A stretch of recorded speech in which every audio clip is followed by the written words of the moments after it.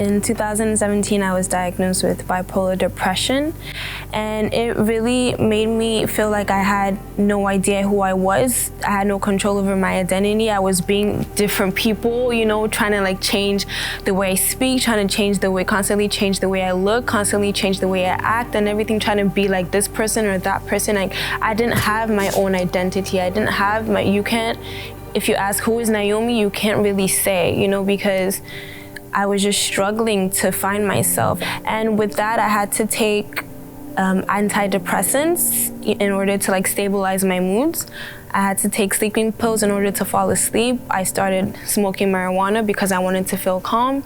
I started drinking alcohol to help me feel happy. And, I was just depending on substances and depending on other things to fill me up, and it didn't. Being a mother, being a father, and seeing your child struggle through such disorders is hard, especially the fact that they're on a different side of the world.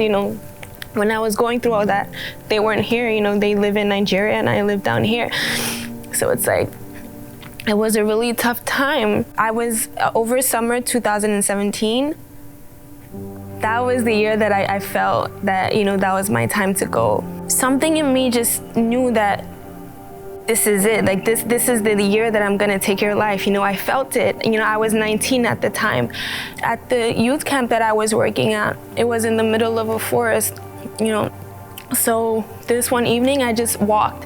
I don't know where I was going. I don't know, but I just needed to just leave, God knows what I was gonna do at that lake. I don't know, because I wasn't in control, but something just stopped me.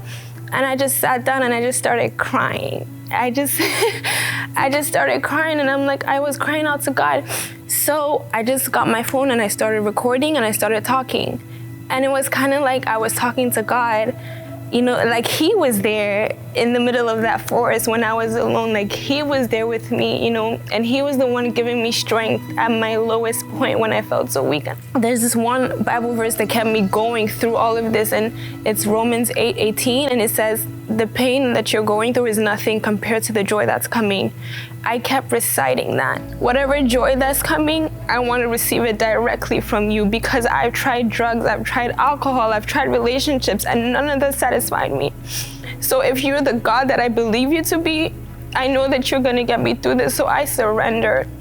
I started going to counseling. I was still on those medications, but a few months after I made the decision that I'm not gonna do this anymore. I don't wanna have to depend on drugs. I don't wanna have to depend on, things of the world. I know at some point maybe it was beneficial for me, but at this point, my God has taken authority, and I'm not gonna be dependent on anything of the enemy, not anymore. When I started coming to this church a year ago, so this marks the 1-year anniversary, and in that month I got baptized. I got dedicated to a house of peace. I got activated in the spirit. Before I even went to hop, I started speaking in tongues. I started praying, and I set an expectation because I felt like something was going to happen that night. My mentor came and she prayed over me, and she felt something.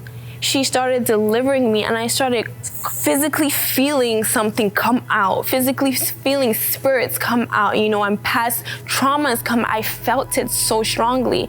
And since then, I'm not even kidding, I wake up singing worship music. I wake up smiling, and I just want to love, and I want to serve, and I want to do all these things. So how I know I've been completely delivered, especially from bipolar depression, is that I know who I am. I know whose I am. I'm confident in myself.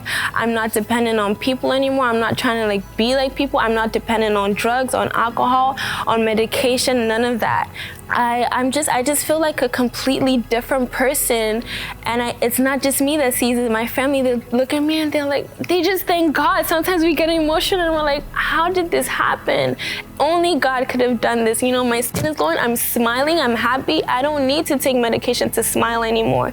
I don't need to have to put on a mask anymore. I can just be myself. And the fact that God is using me, this girl who was so broken, in order to help other people, He's using my testimony to, he reminded me that, Naomi, I blessed you so that you could be a blessing to others.